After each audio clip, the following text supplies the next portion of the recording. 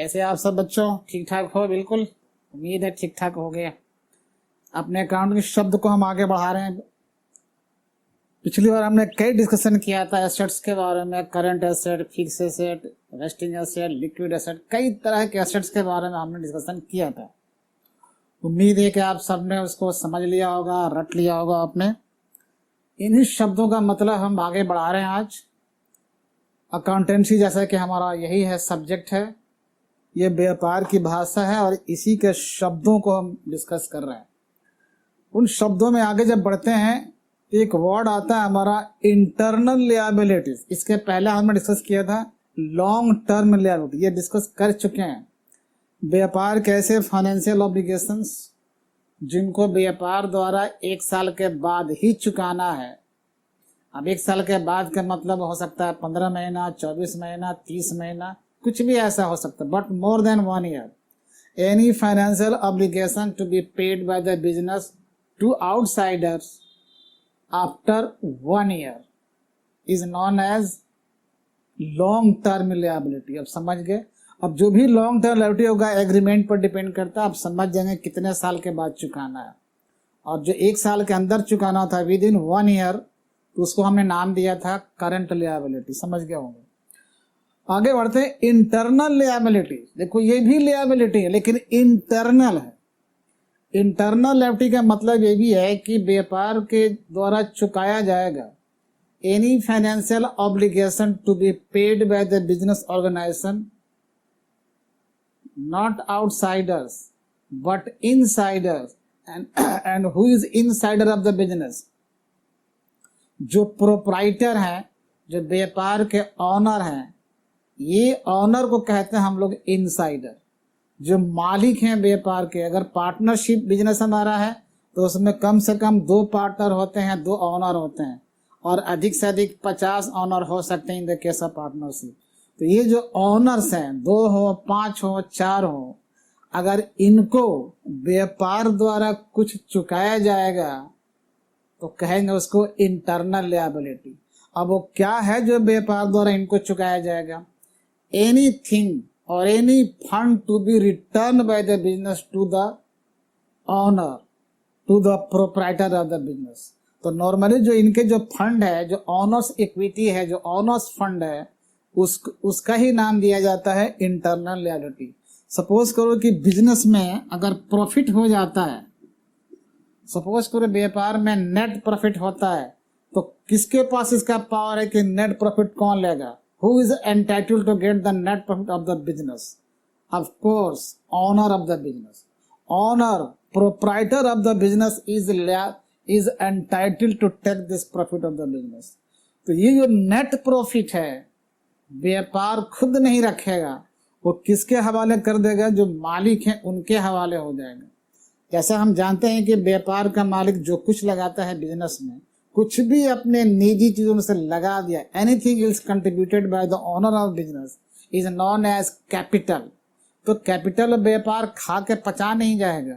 कहीं न कहीं उम्मीद है कि ये व्यापार जरूरत पड़ने पर उस कैपिटल को वापस कर सकता है व्यापारी को, इसलिए वह कैपिटल भी क्या है? एक लिएबिलिटी है। व्यापार के ऊपर एक लिएबिलिटी है, एक दायित्व है, और वो किसको वापस करना है? व्यापार के मालिक को। इसलिए वो क्या कहलाएगा? इंटरनल लिएबिलिटी कहलाएगा। और जो प्रॉफिट होगा ये किसको जाएगा? ये भी व्यापार के जो मालिक हैं, जो ऑनर हैं, जो प्रोप्राइटर हैं, ये भी जाएगा, ऑनर को ही जाएगा। तो ये भी क्या है? इंटरनल लिएबिलिटी है। कई बार हम लोग रिजर्व करते हैं, reserve is the part of profit created. तो जब क्रिएट करते हैं रिजर्व रखते हैं, फ्यूचर में कोई संकट आ जाए, कोई क्राइसिस हो जाए बिजनेस में, तो उस रिजर्व से काम चलाएंगे। अगर क्राइसिस नहीं आया तो वह रिजर्व पर किसका हक है, किसका राइट है? प्रोप्राइटर का राइट है। तो वो भी जो रिजर्व बचा है वो रिजर्व भी इंटरनल लिएबिलिटी है, तो रिजर्व भी। तो इस प्रकार हम कह सकते हैं कि जितने आइटम प्रोप्राइटर का है, व्यापार में जितने आइटम्स पर ऑनर का राइट है, हक है कि उसका वो लेगा, वो सारे आइटम्स को हम लोग कहेंगे इंटरनल लिएबिलिटी। तो व्यापार का मालिक का हक है, वो कैपिटल लेगा, प्रॉफिट लेगा, कोई रिजर्व वो लेगा, कोई फंड रखा है वो लेगा, तो सब के सब ये क्या बन जाते हैं, इंटरनल लिएबिलिटीज। ये बाहर वालों को नहीं देना है। तो दो वर्ड आ गए हैं, बाहर वाले अंदर वाले, इंटरनल और एक्सटर्नल। तो ऐसे लिएबिलिटी जो बाहर वालों को देना है, मतलब ऑनर को नहीं है, other than owner, other than proprietor, any amount और any financial obligation to be paid other than owner of the business, and this is external liability, or any financial obligation to be paid not external person but internal owner of the business, and this is known as internal liability. Any item to be paid to the owner of the business is known as internal liability. तो capital किसका है, honour का है। Profit किसका है, honour का है। Reserve किसका है, ऑनर का है। कोई फंड बना कर रखे हैं किसका है, ऑनर का है। कि जितना नाम लिए, इसको हम लोग ऑनर्स इक्विटी भी कहते हैं, ऑनर्स फंड भी कहते हैं, या प्रोप्राइटर्स फंड भी कहते हैं। और इसी प्रोप्राइटर्स फंड को, प्रोप्राइटर्स इक्विटी को इंटरनल लिएबिलिटी कहते हैं बिजनेस की भाषा में। और जहां जरूरत पड़ेगी हमें इसको वैसे ही ट्रीट करेंगे। जब बैलेंस शीट में बनाएंगे अगर चल के, तो बैलेंस शीट में लिएबिलिटी और एसेट की चर्चा होती है। तो एसेट साइड में एसेट लिखते हैं, चाहे जो भी टाइप का एसेट हो, और जो लिएबिलिटी साइड है उसमें सारे प्रकार के लिएबिलिटी लिखते हैं। अलग बात है कि हर लिएबिलिटी का अपना एक नाम होगा। कैपिटल एक नाम है, किसको जाएगा, ऑनर को। रिजर्व एक नाम है, किसको जाएगा, ऑनर को। तो हर लिएबिलिटी का अपना एक सेपरेट नाम होगा, इंडिविजुअल होगा, होने दो, लेकिन है क्या, वो लिएबिलिटी है। लिएबिलिटी में किस टाइप का है, तो इंटरनल है। क्लियर है यहां तक? आगे बढ़ते हैं। Contingent liability. Contingent liability, contingent कहते हैं जो संभावनाओं पर आधारित हो। संभाव्य, संभावना है, संभावना शब्द का मतलब है जो निश्चित नहीं है। वो घटना घट भी सकती है, नहीं भी घट सकती है। तो ये कौन से दायित्व है जो घटनाओं पर आधारित हो। Any liability depending on the happening of events. Any liability is the outcome of happening of the events that is known as contingent liability. व्यापार के ऐसी कोई देनदारियां, ऐसे कोई फाइनेंशियल ऑब्लिगेशन जो फ्यूचर में चुकाना तो पड़ सकता है, लेकिन पक्का नहीं है। पक्का क्यों नहीं है? आकि वो किसी न किसी घटना पर, इवेंट पर आधारित है। अगर घटना घटित हो जाती है, अगर इवेंट हैपनिंग हो जाता है, तो हो सकता है कि लिएबिलिटी खड़ा हो जाए। अगर इवेंट ही नहीं हुआ तो हो सकता है कि वो लिएबिलिटी भी क्रिएट नहीं हो पाएगा। तो ऐसे liability of the business that depends on the happening of the event. अगर इवेंट पर आधारित है, घटना घटती है, तो दायित्व तो खड़ा हो जाएगा, तब उसको कहेंगे हम लोग कंटिंजेंट लिएबिलिटी। समझिए इसको। फॉर एग्जाम्पल, अगर किसी वर्कमैन ने मुकदमा कर दिया मुआवजा के लिए, क्षतिपूर्ति के लिए, अक्सर केस कंपनी में होते रहता है। तो अगर व्यापारिक प्रतिष्ठान पर किसी ने मुकदमा कर दिया, तो मुकदमा में वो डैमेज क्लेम किया है या क्षतिपूर्ति का क्लेम किया है कि हमारा क्लेम इतना बनता है, मुझे चाहिए, आपने नहीं दिया, आप कहेंगे आप अदालत में जाओ। तो अगर वो पार्टी अदालत में चली जाती है, केस करेगी, तो दावा ठोकेगी कि मेरे को 5 लाख चाहिए मुआवजा। आप कहते हैं कि 1 लाख देंगे मुआवजा। झगड़ा बढ़ गया, अदालत में मुकदमा चला गया। क्या अदालत में जाते ही 2 दिन में फैसला हो जाएगा? अब जब तक अदालत से फैसला नहीं आएगा, जब तक वर्डिक्ट नहीं आएगा इसका, तब तक कहना मुश्किल है। आपको देना तो है मुआवजा, आप 2 लाख दें, 5 लाख दें, अदालत जो अब तय करेगी वो आप दोगे। तो अदालत में कब फैसला आएगा, कितने साल के बाद आएगा? अब ईयर वाइज हम लोग काम करते रहते हैं, तो क्या ईयर में बता सकते हैं कि ये वो अदालत फैसला के बाद कितना देना पड़ेगा? बता नहीं सकते हम। संभावना है कि दायित्व तो होगा, अब कितना होगा हमको पता नहीं है। तो डिपेंड किस पर करता है? एक घटना है, अदालत का फैसला आना एक इवेंट है। उस इवेंट को होने पर ही पता लगेगा कि ये दायित्व हमारा कितना बनेगा। अदालत कहती है कि 2.5 लाख बना जी, तो वो हमारा दायित्व बन जाएगा। अदालत कहती है कि नहीं 5.5 लाख आपको देना पड़ेगा, तो हमारा दायित्व बन जाएगा। अदालत कहती है कि 50,000 ही बनेगा तो वो हमें बन जाएगा। तो अदालत का फैसला आना एक इवेंट है, एक घटना है, उस पर ये डिपेंड करता है कि हमारे लिएबिलिटी कितना बनेंगे, and hence it is called contingent liability. अदालत का फैसला सुनाना करना हमारे बस में नहीं है, बिल्कुल हमारे बस में नहीं है। तो कुछ चीजें हैं जो हमारी देनदारियां हैं, जो हमारे ऑब्लिगेशन है, जो किसी घटना के घटित होने और ना होने पर आधारित है, डिपेंड करता है। तो ऐसे देनदारियों को हम लोग बड़े आसानी से कहते हैं कंटिंजेंट लिएबिलिटी। समझ गए होंगे। अक्सर व्यापार में केस मुकदमा चलते रहते हैं, दावे लोग ठोकते रहते हैं। किसी को पेमेंट हमने नहीं दिया, उसने इंटरेस्ट बढ़ा करके क्लेम कर दिया, इतने महीने से बाकी है, वो चाहिए प्लस इतना इंटरेस्ट चाहिए। हमने कहा नहीं देते जी, तो जब नहीं देते फिर अदालत में गया वो। जब अदालत में गया तो अदालत से तो मुकदमा चलेगा, पता नहीं कब तक चलता रहेगा। तो अदालत से फैसला जब आएंगे तो देनदारियां तो बनती हैं, बट कितनी बनती हैं एक संभाव्य दायित्व होगा। जब तक अदालत के फैसले आ नहीं जाते तब तक ऐसा नहीं होगा। एक और एग्जाम्पल समझिए, अगर शाम तक बारिश नहीं होती है, अगर कोई कहता है कि शाम तक बारिश नहीं होती है तो आपको मैं 500 रुपया दूंगा, ये मेरा दायित्व हो गया, ये मेरा लिएबिलिटी है। अब ये मैं 500 रुपया दूंगा, आपको लौटाऊंगा, ये दायित्व तो है, लिएबिलिटी है, लेकिन डिपेंड किस पर करता है, बारिश के होने ना होने पर।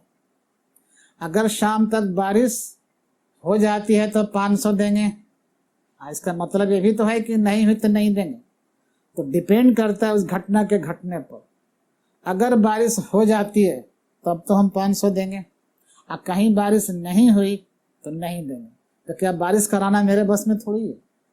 एक ऐसे एक हमारे कंट्रोल से बाहर की इवेंट है और उस पर हमारे लिएबिलिटी आधारित है, 500 देना है या 500 नहीं देना है।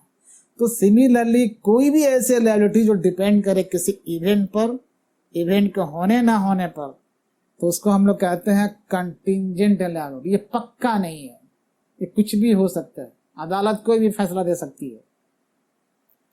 आगे बढ़ते हैं। इन्वेस्टमेंट एक ये भी अहम शब्द है, बड़ा इंपॉर्टेंट वर्ड, अक्सर इन्वेस्टमेंट वर्ड चलता रहता है। तो कई जगहों पर इसका प्रयोग हम लोग करते हैं, घर में बात करते हैं, इतना इन्वेस्टमेंट कर दिया, इतना रुपया लगा दिया, बड़ा इन्वेस्टमेंट है, छोटा इन्वेस्टमेंट है, ठीक है, अलग अलग बात होती रहती है, उनके सेंस अलग निकलते होंगे। लेकिन जब हम लोग आएंगे अपने अकाउंटेंसी में, यानी बही खाता लिखना है हमको, इस लैंग्वेज में लिखना है, अकाउंटेंसी में लिखना है, और कहाँ घटना कहाँ हो रही है, बिजनेस में, व्यापार में। परिवार में क्या वर्ड इस्तेमाल करते हैं मतलब नहीं हमको। आप कहीं चौक चौराहे पर बैठकर क्या बोल रहे हैं कोई मतलब हमको नहीं है। हमारे बिजनेस के अंदर और हम जब बही खाता लिखने चलेंगे तब ये शब्द जब आएगा इन्वेस्टमेंट, तो किसको कहेंगे हम लोग, किसको इन्वेस्टमेंट किसको कहा जाएगा। एक सामान्य बात रखिए, जब किसी भी आदमी के पास जब सरप्लस अमाउंट होता है, सरप्लस फंड होता है, हमारे जरूरत के बाद जो बच जाता है, तो हमारी मर्जी है क्या करना है उसको। तो दो तरीके हैं, हमारे जो सरप्लस है, जो सेविंग करने के बाद बचते हैं, तो हो सकता है हम अपना बिजनेस शुरू कर दें, अपने सरप्लस फंड को अपने बिजनेस में लगा दें। तो देखना उसको इन्वेस्टमेंट, एक आम आदमी बोलता है कि हम अपने बिजनेस में इतना लाख इन्वेस्ट कर दिए, ठीक है उनको बोलने दीजिए, लेकिन जब चलेंगे अकाउंटेंसी में, बिजनेस में बही खाता लिखना है, तो समझना पड़ेगा अपने बिजनेस में जो लगा दिया है वो इन्वेस्टमेंट नहीं है, वो तो कैपिटल है। जब कोई व्यापारी अपने बिजनेस में अपने चीजों सरप्लस को लगा देता है तो लेखा शास्त्र में उसको इन्वेस्टमेंट बोर्ड नहीं देगा, उसको कहेगा कैपिटल है वो। ये बात समझ में आ गई। अगर यही सरप्लस, यही हमारे पास जो सरप्लस बचा हुआ, हमारे बिजनेस के पास सरप्लस फंड बचे हैं, हमारी कंपनी के पास सरप्लस फंड बचे हुए हैं, तो क्या करें, अलमीरा में रखने से कोई फायदा तो है नहीं। हम जानते हैं कि मनी जो है, मनी अर्न्स मनी, जो हमारे रुपया है उससे, रुपया से हम रुपया कमाना चाहते हैं। तो व्यापार में जो लगा है उससे तो कमा ही रहे हैं, उससे प्रॉफिट कमा रहे हैं, लेकिन बड़ा रिस्क है उसका। तो जो सरप्लस फंड हमारे व्यापार में है उसको जब किसी दूसरे के व्यापार में लगा दें, दूसरे के व्यापार में कैसे लगाएंगे, दूसरे के व्यापार में हम उसके शेयर खरीद सकते हैं, शेयर के माध्यम से रुपया लगा दिए, अपने सरप्लस फंड को लगा दिए, या किसी दूसरे व्यापार या संस्थाओं से बॉन्ड खरीद लिए या किसान विकास पत्र खरीद लिए, तो दूसरी संस्थाओं, दूसरे व्यवसायिक एंटिटी में इसके माध्यम से जो रुपया हमने लगाया है, ध्यान रखना वो कैपिटल हमारा नहीं कहलाए, क्योंकि हम मालिक नहीं है उसके, मालिक कोई और है, बिजनेस किसी और का है। उसमें हम कुछ रिटर्न लेने के चक्कर से, उद्देश्य से अपना सरप्लस लगा दिए। तो जब ऐसा होगा किसी दूसरे के बिजनेस में, जो उसके जो फाइनेंशियल एसेट्स हैं, फाइनेंशियल एसेट कहते हैं शेयर को, डिवेंचर को, बॉन्ड्स को, सब कहते हैं, जो स्टॉक एक्सचेंज में मिलते हैं। स्टॉक एक्सचेंज में गोल्ड बुलियन है, गोल्ड है, ऐसा पैसा लगाते रहते हैं। तो दूसरे के संपत्तियों में जो हमने अपना सरप्लस लगा दिया है, अपना मतलब अपने व्यापार का जो सरप्लस फंड है वो लगा दिया है, ताकि कुछ रिटर्न उस पर आए और हमारे वो फंड भी सुरक्षित रहे और रिटर्न भी मिलता रहे। तो ये जो सरप्लस फंड हमने उसमें लगाया है, उसका नाम है इन्वेस्टमेंट। अब यहाँ कहेंगे कि हमने इतना लाख उस कंपनी में इन्वेस्ट कर दिया है, वो कंपनी हमारी नहीं है, इतना लाख हम उसमें लगा दिया, तो ये हमारा नहीं है, हम ऑनर नहीं है उसके। तो यहाँ पर वर्ड किया आएगा इन्वेस्टमेंट। किसी भी कंपनी का हम लोग लाखों लाख का शेयर परचेस करते हैं, तो शेयर के माध्यम से अपना सरप्लस उस दूसरी कंपनी में लगा दिया, तो ये हमारे लिए क्या है, इन्वेस्टमेंट है। रिटर्न कैसे आता है, शेयर पर हमें डिविडेंड मिलता है, हम डिवेंचर भी खरीदते हैं, बॉन्ड्स भी खरीदते हैं, अपना सरप्लस दूसरी कंपनी के डिवेंचर खरीदने में लगा देते हैं।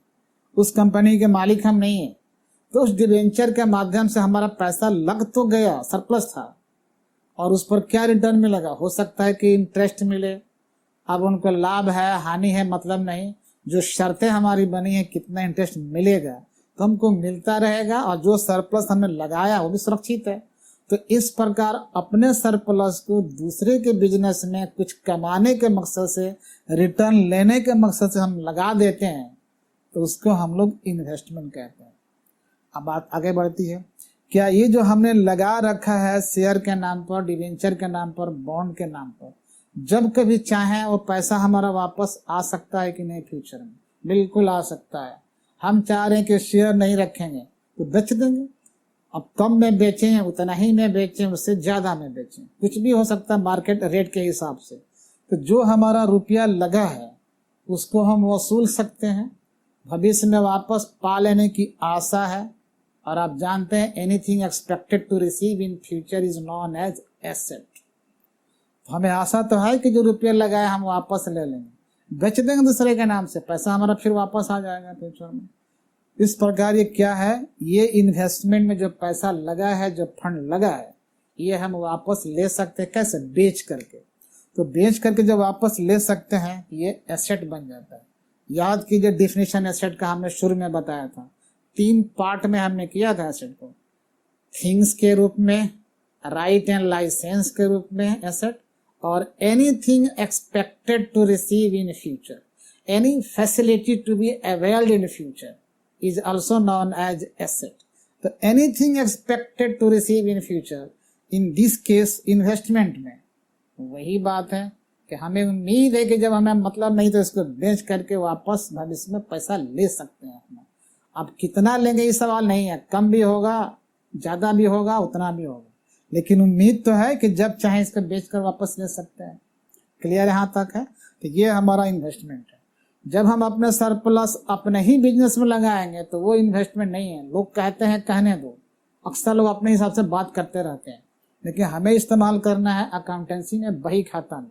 जब वहाँ आएंगे, व्यापार का मालिक अपना जो कुछ लगा दिया है बिजनेस में, जो कुछ इन्वेस्ट कर दिया है बिजनेस में, बोलने के लिए हम ही बोल रहे हैं इन्वेस्टमेंट, लेकिन असल में इस भाषा में इन्वेस्टमेंट नहीं कहलाएगा, वो कैपिटल कहलाएगा।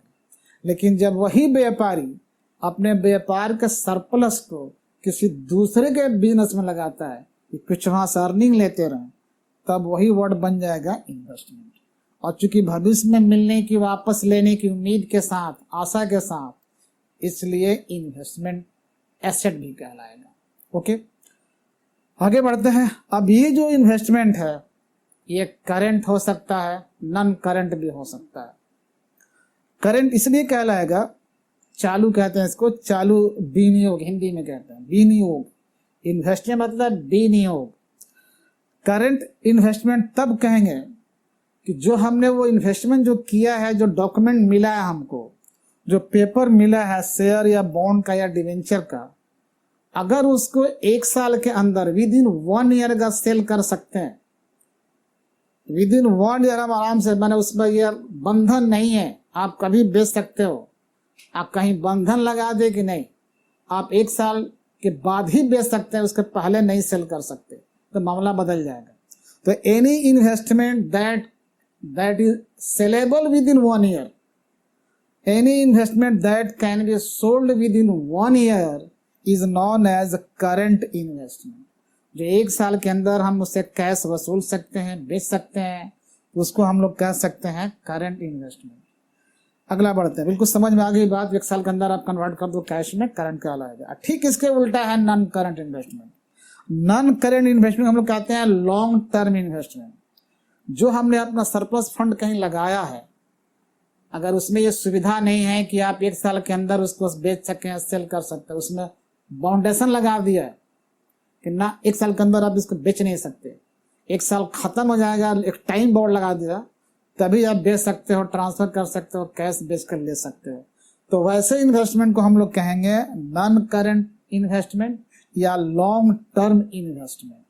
Any investment that can't be sold within 1 year according to the term and conditions, तो उसको कहेंगे that is known as non current investment या लॉन्ग टर्म इन्वेस्टमेंट।